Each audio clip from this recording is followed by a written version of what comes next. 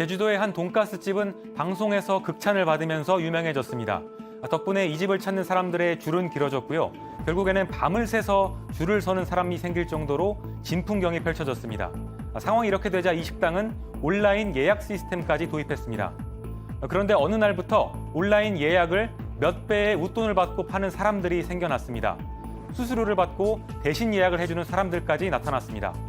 금액도 돈가스 값을 훨씬 뛰어넘는 수준으로 적게는 2~3배, 많게는 10배가 넘는 수수료를 부르기도 했습니다.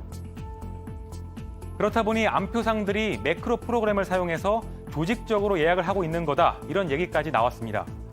2019년에 매크로를 이용해서 유명 아이돌 그룹의 팬미팅 티켓 9천여 장을 예매한 일당이 적발된 적이 있습니다. 이들은 10만 원대 티켓을 150만 원까지 부풀려서 되팔았습니다. 이런 문제는 돈가스 식당이나 팬미팅에만 있는 게 아닙니다. 곳곳에서 대리 예약을 두고 여러 가지 말들이 나오고 있는데요. 그렇다면 이렇게 대리 예약자들은 법적으로 아무런 문제가 없는 걸까요?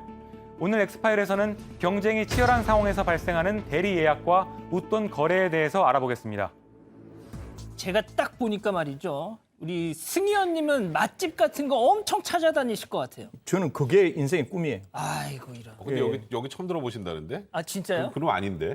아니 제주도는 아니 원래 서울에 있던 거예요. 아 그래요? 죄송합니다. 이게 제가 원래 상담해. 서울 네. 홍은동 네, 홍은동에 포방터시장이라는 포방터에 있던 거죠. 곳에 있던 건데 나중에 뭐 방송을 타고 나서 제주도로 이렇게 옮겨가는 거잖아요. 자, 백 변호사님은 네. 맛집 형수님 때문에라도 막 저는 엄청나게 찾아다니는데 네. 제가 여기는 사실 이 포방터에 있을 때, 홍은동에 있을 때 가보고 싶었어요. 근데 그때 어느 정도 난리였냐면 다음 날 낮 12시에 돈가스를 먹으려면 전날 밤 12시부터 기다려야 되더라고요. 밤을 새고 하는 그런 사람들이 너무 많아서 이제 그것 때문에 민원이 많이 생긴 거예요. 주변에 시장 사람들, 상인들 입장에서는 주변에 12시부터 여기 줄 서갖고 먹으면 시끄럽겠어요. 그러다 결국 이번에 이제 제주도로 가게 된 거거든요. 그렇군요. 그러면서도 지금 이 예약 때문에 너무 난리가 나서 여러 문제들이 좀 발생합니다. 돈가스 뭐 어떤 돈가스? 아니 맛집 아신다면서요? 아니 돈가스는 다 똑같은 거잖아. 저게 뭔가 아유, 다르게 그런 말씀 만들어. 아니- 욕먹습니다. 아니니까 저러고 있는 거죠. 아니니까. 돈가스 다 똑같다 이런 말씀하시면 이거 굉장히 위험한 욕먹습니다. 말인데요? 굉장히 그렇습니다. 위험한 말이에요. 아니 전 다음 튀김 주부터 못 나오실 수 있어요. 아니 튀김 아니 그런데 지금 우리 가족 여러분들 중에 혹시 지금 뭐 저희가 상호명은 말씀드리기가 좀 그래서 뭐 어딘지는 짐작을 하실 텐데 가신 분들 계시면 채팅창에 뭐 약간 리뷰를 좀 달아주셨으면 좋겠네요. 자 그런데 송 기자 아무튼 이 제주도에 있는 이 돈가스 집이 워낙 맛집이고 뭐 예약이 막 팍팍 밀려가지고 안 되겠다 이거 오프라인이 아니라 온라인 예약으로 바꾸자 뭐 하면서 이 지금 사달이 벌어진 거잖아요. 맞습니다. 제주로 옮겼는데도 너무 줄이 길어가지고 변호사님 말씀하신 것처럼 문제가 생긴 겁니다. 민원도 많이 들어왔고요. 그래서 며칠 문을 닫고 온라인 예약 시스템을 도입을 했습니다. 근데 이 온라인 도입 시스템도 너무 경쟁이 치열해지니까 이런 문제가 생긴 건데요. 먼저 예약을 해놓고 돈을 몇 배를 받고 파는 사람들이 생긴 겁니다. 지금도 중고거래 사이트를 검색해보면요. 4시 이후면 아무 때나 삽니다. 금액 맞춰드립니다. 제발 팔아주세요. 이런 글들도 검색이 됩니다. 자 그러니까 이게 이 예약이 힘드니까 점점 더 치열해지면서 수수료까지 물고 내가 진짜 저걸 먹겠다. 근데 일각에서는 말이죠. 이게 매크로를 이용해서 예매를 확 선점하는 그런 행위가 뭐 있다 이런 주장도 나오는데 지금 게시판에 저렇게 제가 사겠습니다 하고 막 지금 올라온 거예요. 자 매크로 하면 일단 그 뭡니까 킹크랩 네. 이 생각이 나네요. 사실 저게 어떤 건가 하면 인간이 예를 들어서 클릭을 하면 사실 내가 클릭하고 다음 타임으로 넘어가면 다시 엔터키 치고 다음 타임으로 넘어가면 다시 엔터키를 인간은 그렇게 해야 되잖아요. 그렇죠. 근데 기계를 속이는 거예요. 기계를 속여서 지금 저게 매크로를 시연하는 장면입니다. 예. 동일한 반복 명령이 계속 들어가는 거죠. 제가 엔터를 치는 게 아니라 그 자체의 프로그램이 엔터를 사람보다 수십 배 또는 수백 배 동일한 명령을 계속해서 계속 클릭을 하게 되니까 인간의 속도보다 기계의 속도가 훨씬 더 빠른 거죠. 그러겠죠. 그래서 기계를 속이는 또 하나의 방법, 기계의 명령어를 속이는 또 하나의 방법이 매크로 시스템입니다. 자, 그런데 이게 경찰이 그러면은 이제 좀 뭐 나서야 되지 않느냐 이런 말씀하실 것 같은데 이게 제가 보니까 그 보이스 피싱 검거하는 것만큼 어렵다라고 하더라고요. 보이싱 PC하고 좀 틀린데요. 사실은 틀린데 지금 말씀하신 매크로 같은 경우에 원래 경찰권이 민사 사건은 관계를 할 수가 없습니다. 그런데 지금 이 내용을 보게 되면은 여기에 좀 업무방해 혹시 가게에 대한 업무방해 아니냐 아니면은 예. 궁박한 처지라고 한다 하면은 부당 이득도 가능한데 그 돈가스를 먹는데 궁박한 처지냐라고 볼 수도 없기 때문에 좀 힘들지 않습니까? 그런데 어떻든 저 피해자라든지 그 업소에서 고소장을 넣을 경우에는 담당에서는 머리가 아플 것 같아요. 법 적용하는데. 그렇구나. 그러니까 매크로 사항에서 불법이라고 한다면은 가능은 하죠. 근데 예. 불법을 고소한 사람이 어느 정도 증거를 제시해야만 경찰은 수사를 한다. 이렇게 보시면 돼요. 그렇군요. 그런데 백 변호사님 이거 다 네. 떠나서 지금 우리 가족 여러분들도 뭐 맛있으면 먹겠지만 네. 저렇게까지 하면서 먹어야 되느냐 이런 말씀하시는 분들이 많이 계시거든요. 근데 이게 또 제주도에 있다 보니까 뭐 제주도까지 가서 뭐 기분 좀 내보자 하는 차원에서는 그런데 저는 저렇게 안 할 것 같아요. 그러니까 저도 맛집을 그렇게 찾았지만 제가 이제 도저히 이렇게 먹을 수 없는 곳들이 몇 개 있어요. 여기만 있는 게 몇 군데 종류별로 있는데 그건 저는 이제 그냥 포기하고 안 가는 편인데요. 이게 참 어려워요. 이게 우리가 보통 혹시 야구 좋아하세요? 저는 별로입니다. 네, 저는 이제 옛날에 어렸을 때부터 프로야구를 너무 좋아해서 지금은 아니지만 그때는 현장에 안표를 팔았어요. 맞습니다. 중요한 경기 가면 줄 서서 살 수가 없으니까 이제 지나가다 아주머니들 이렇게 두 장에 얼마 이러면 이제 그냥 사서 들어가곤 했는데 그때는 경찰이 단속을 하잖아요. 안표 파는 건 불법입니다. 그죠? 근데 우리가 요즘에 안표를 요즘에 그분들 다 거의 사라졌어요. 없죠.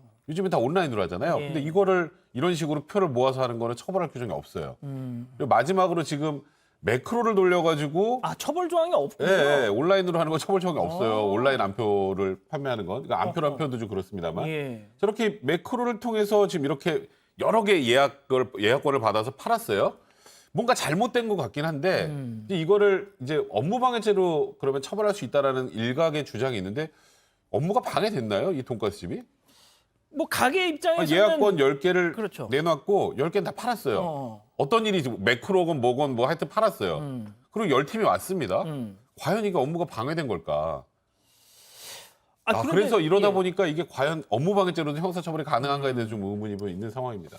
자, 송 기자, 근데 그 앞서 얘기했던 그 아이돌 가수 팬미팅 예. 여기서는 업무방해를 적용했다면서요? 네, 상황에 따라 다르지만 매크로 프로그램을 사용한 게 증명이 되면 업무방해로 처벌된 사례는 매우 많이 있습니다. 이 경우에도 2019년 11월이었는데요. 경찰이 유명 아이돌 그룹 가수의 콘서트 그리고 팬미팅 입장권을 여러 개 매크로로 구매한 일당을 적발을 했었습니다. 이들이 온라인 안표 거래로 7억 원 이상의 수익을 냈다고 하는데요. 13만 원짜리를 사가지고 150만 원에 팔았던 겁니다. 이게 2016년부터 2019년까지였는데 6개, 7개 아이돌 그룹의 공연을 이렇게 했었습니다. 당시에 이 예매 대행사가 구축한 티켓 판매 시스템의 그 운영을 무력화시킨 불법 행위라고 판단해서 이런 결론이 나왔었습니다.